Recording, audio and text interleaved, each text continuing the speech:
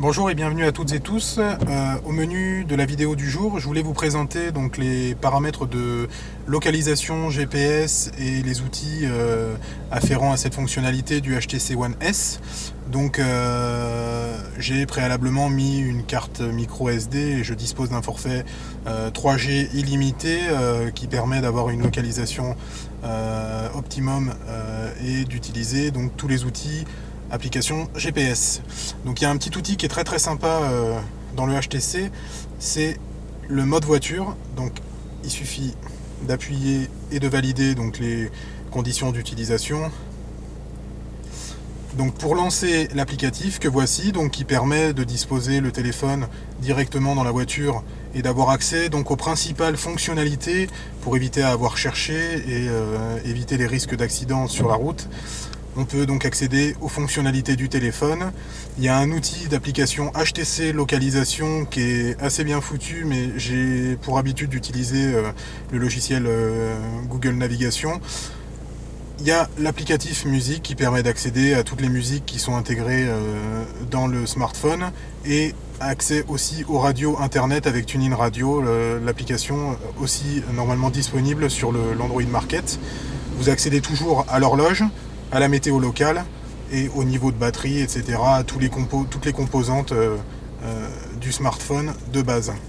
Donc je peux vous montrer en démonstration l'affichage de la carte du logiciel.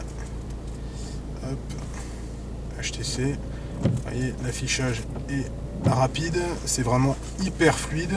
Donc là, il y a recherche du GPS, mais bon, je ne vais pas vous en faire la démonstration de cette application-là.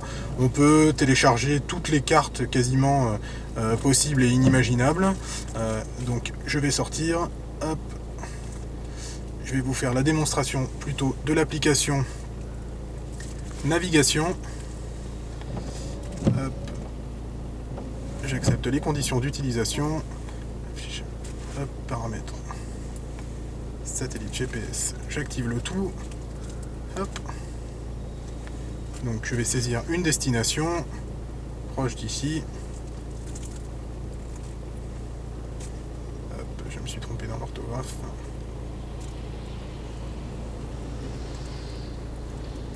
J'entre et c'est quasiment instantané. Donc la détection du GPS se fait sur chemin du port de l'Homme, descend 13E, 1.